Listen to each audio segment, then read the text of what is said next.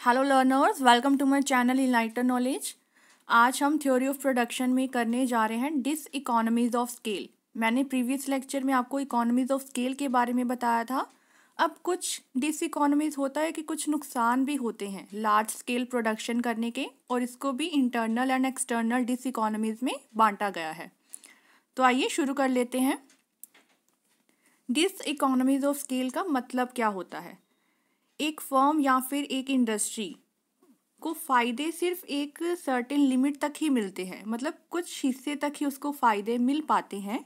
जैसे ही वो अपनी लिमिट्स तक पहुंच जाता है तो क्या होता है कि ये इकोनॉमीज डिस इकोनॉमीज में बदलना शुरू हो जाती है, मतलब ये फ़ायदे नुकसान में बदलना शुरू हो जाते हैं। In other words, a given percentage increase in all factors, मतलब अगर आप लोग अपने फैक्टर्स ऑफ प्रोडक्शन को इंक्रीज करवाते हो कुछ गिवन परसेंटेज में, उससे आउटपुट में कम इंक्रीज आना शुरू हो जाता है। डिस इकोनॉमीज ऑफ स्केल को हम लोग डिमिनिशिंग रिटर्न्स टू स्केल से भी मान सकते हैं। फॉर एग्जांपल कि आपने लेबर तो बढ़ाई 10%, लेकिन आउटपुट सिर्फ कितनी बढ़ी 5%। तो इसका मतलब कहीं ना कहीं कुछ नुकसान हो रहा है आपको लेबर एंड कैपिटल बढ़ाने से, तो उसको हम लोग डिस इकोनॉमीज का नाम देते हैं। तो यहाँ पर लिख दिया गया है कि डिमिनिशिंग रिटर्न्स टू स्केल यहाँ पे ऑपरेट करवाता है जब आपको क्या है रिटर्न्स कम मिल रहे हो और कॉस्ट ज़्यादा पड़ रही हो। When the scale of production enlarges beyond a particular limit, तो जब आपकी स्केल ऑफ प्रोडक्शन है वो अपनी लिमिट से बाहर चली जाती है तो आपको दो तरह की डिस इकोनॉमीज देखने को मिलती हैं, internal and external diseconomies. First is internal diseconomies, जो अंदरूनी आपको नुकसान होते हैं वो क्या होता है। इंटरनल डिस इकोनॉमीज अराइज करती है when a given firm increase in scale of production beyond a limit, मतलब अपनी लिमिट से उठकर जब एक फर्म अपनी आउटपुट या प्रोडक्शन को बढ़ाना चाहे। अगर मैं एग्जांपल दूं तो क्या है, 10 हेक्टेयर लैंड है, उसमें सिर्फ 5 लेबरर्स की ज़रूरत है। अगर आप 5 लेबर से 6-7 लेबरर्स लगाते हो तो कहीं ना कहीं प्रोडक्शन में नुकसान होना शुरू हो जाता है, आपकी जो प्रोडक्शन है वो कम होना शुरू हो जाती है। अगर आप लोग ऑप्टिमम लिमिट से ज़्यादा की ख्वाहिश रखते हो या ज़्यादा आप इंक्रीज़ करवाना चाहते हो प्रोडक्शन, लेकिन वो नुकसान कर देती है। These arise because of 2 reasons, इसके कुछ रीजन्स हो सकते हैं। फर्स्ट है अनवाइडली मैनेजमेंट। 2 से ज़्यादा रीजन भी हो सकते हैं कि इंटरनल इकोनॉमीज काफ़ी तरह की हो सकती हैं। अनवाइडली मैनेजमेंट मतलब मैनेजमेंट ही अच्छे से ना की गई हो। सबसे पहला और मेन कॉज होता है कि डिफ़िकल्टीज आती हैं कुछ ना कुछ लार्ज स्केल मैनेजमेंट करने के लिए। अब अगर बहुत बड़ा एरिया है तो उसको मैनेज करना कितना मुश्किल हो जाएगा, अगर छोटा एरिया है तो उसको मैनेज करना इजी होता है। तो मैनेजमेंट में ये डिफ़िकल्टीज आती है। जैसे ही फर्म एक्सपैंड करती है तो उसकी डिफ़िकल्टीज भी मैनेजमेंट की बढ़ती जाती है, दे गॉन ऑन मल्टीप्लाइंग। एक बड़ी फर्म में बहुत मुश्किल हो जाता है वर्क को कोऑर्डिनेट करना या फिर लेबरर्स को बताना। तो कोऑर्डिनेशन की दिक्कत की वजह से, डिफ़िकल्टी की वजह से ये वाले डिस इकोनॉमीज या फिर नुकसान अराइज होते हैं।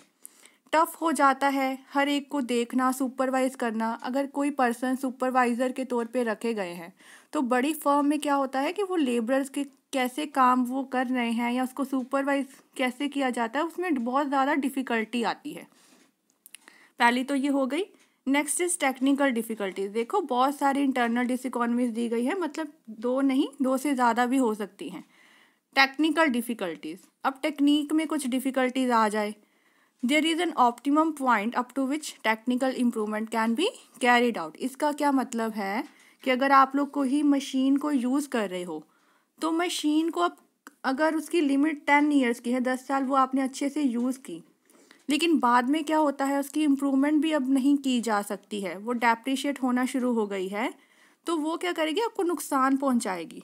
अगर हम उसको ऑप्टिमम पॉइंट से बाद में फिर से यूज़ करना शुरू कर देते हैं तो टेक्नोलॉजी अनइकोनॉमिकल बन जाती है, मतलब आपको खर्चा उस पर ज़्यादा पड़ना शुरू हो जाता है लेकिन रिटर्न्स कम मिलते हैं। तो ये भी एक तरह के diseconomies of scale arise होता है। Next is production diseconomies. The diseconomies of production manifest themselves when the expansion of firm production leads to rise in cost per unit of output. मतलब अब आप production तो बढ़ा रहे हो लेकिन प्रोडक्शन इतनी नहीं बढ़ रही बल्कि कॉस्ट ज़्यादा बढ़ रही है आउटपुट की। ये इस वजह से होता है क्योंकि जब आप जो अपने फैक्टर्स है वो इन्फीरियर मतलब घटिया यूज़ करते हो या कम क्षमता वाले यूज़ करते हो, इनकी वजह से कुछ ना कुछ डिसइकोनॉमीज देखने को मिलती है। It happens when the size of firm suppresses the optimum size. मतलब जो आपका फर्म का साइज है, प्रोडक्शन का साइज है, वो ऑप्टिमम से बहुत बड़ा हो गया। अगर ऑप्टिमम इतना था तो ये बहुत इनलार्ज हो जाता है, तो बहुत मुश्किल हो जाता है लेबर एंड कैपिटल को यूज़ करना अच्छे से। तो घटिया या लेस एफिशिएंट फैक्टर्स यूज़ कर रहे हो तो भी आपको डिसइकोनॉमीज या नुकसान देखने को मिल जाते हैं। Next is marketing diseconomies. एक ऑप्टिमम स्केल के बाद, एक ऑप्टिमम प्रोडक्शन करने के बाद अगर आप लोग फिर से स्केल ऑफ प्रोडक्शन को बढ़ाना शुरू करते हो तो आपको सेलिंग डिसइकोनॉमीज भी पड़ती है। सेलिंग कॉस्ट का मतलब क्या होता था कि जो खर्चा आप लोग एडवर्टाइजमेंट वगैरह पे करते हो, उसकी प्रमोशन करने के लिए करते हो, तो it is due to many reason. सबसे पहली क्या है कि जो एडवर्टाइजमेंट एक्सपेंडिचर है वो बढ़ना शुरू हो जाते हैं more than proportionately with scale. Scale कम बढ़ रहा है लेकिन एडवर्टाइजमेंट पे खर्चा ज़्यादा हो रहा है। ये मार्केट के डिसइकोनॉमीज है।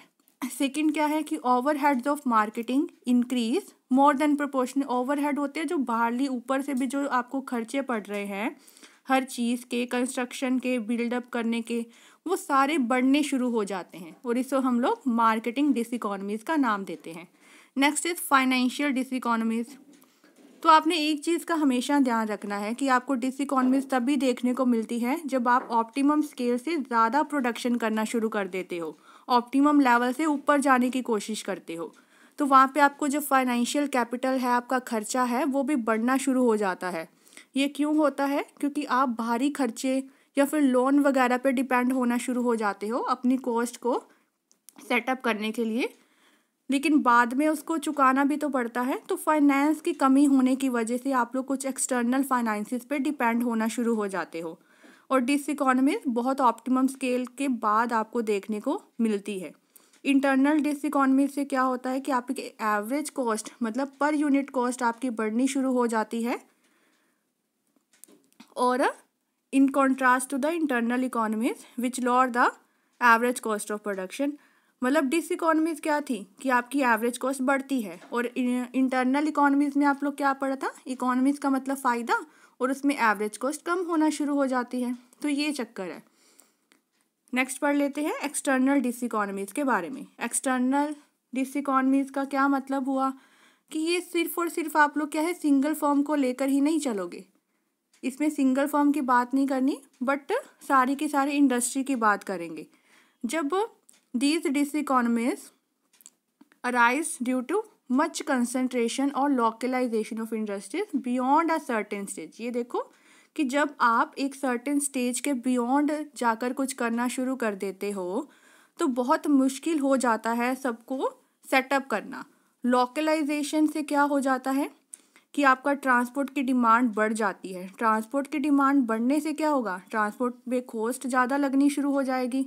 सिमिलरली जब इंडस्ट्री एक्सपैंड करती है तो बहुत सारा कंपटीशन भी हो जाता है फर्म्स के बीच में प्रोडक्शन को लेकर, रॉ मटेरियल को लेकर।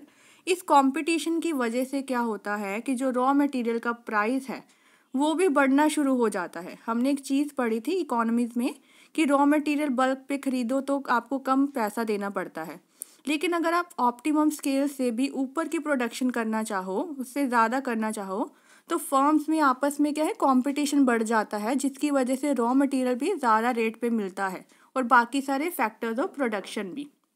इस वजह से जो आपकी एक्सटर्नल डिसइकोनॉमीज है वो ज़्यादा पावरफुल हो जाती है। इसका मेन रीज़न क्या है, बियॉन्ड आ सर्टेन स्टेज। जब आप अपनी सर्टेन स्टेज से भी ऊपर जाने की कोशिश करते हो। अब इसके कुछ टाइप्स होते हैं। First is diseconomies of pollution.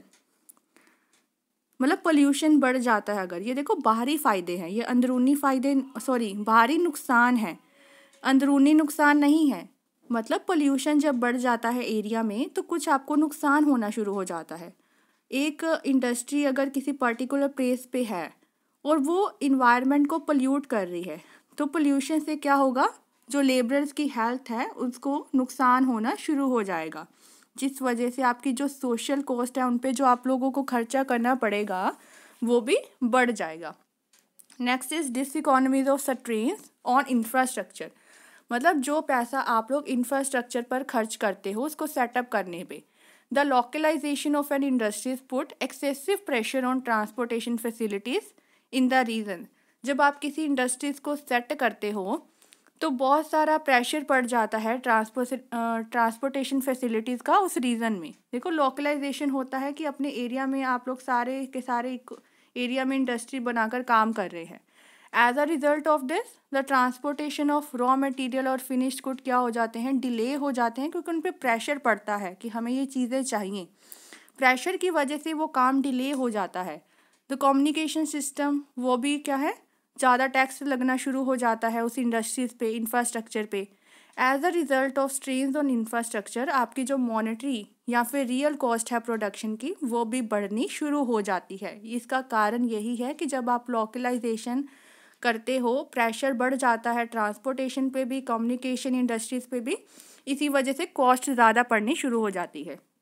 डिसइकोनॉमीज of high factor prices, अब फैक्टर प्राइजेस हाई हो जाएं though excessive concentration of an industries in a particular industrial area leads to keener competition. ये मैंने आपको बता ही दिया है, जब आप एक जगह पे इंडस्ट्री सेटअप करते हो, एक स्केल ऑफ प्रोडक्शन से बियॉन्ड चले जाते हो तो कंपटीशन देखने को मिलता है। इस कंपटीशन की वजह से जो प्राइस होते हैं फैक्टर्स ऑफ प्रोडक्शन के वो क्या है, बढ़ जाते हैं। Hence expansion and growth of industries, अगर आप लोग इंडस्ट्री को एक्सपैंड करते हो या उसकी ग्रोथ करवाना चाहते हो तो उससे फ़ायदा नहीं बल्कि नुकसान होगा। आपको जो कॉस्ट ऑफ प्रोडक्शन है उस पर ज़्यादा खर्च करना पड़ेगा। There is rise in cost of production. तो ये आपके डिसइकोनॉमी सारे के सारे कवर अप हो चुके हैं। अगर वीडियो पसंद आई हो इस चैनल को ज़रूर सब्सक्राइब कीजिए एंड लाइक शेयर कमेंट ज़रूर कर दिया कीजिए ताकि इनकरेजमेंट मिले हम सभी को और वीडियो बनाने की। And press the bell icon ताकि हर वीडियो की नोटिफिकेशन आपको टाइम टू टाइम मिलती रहे। Thank you.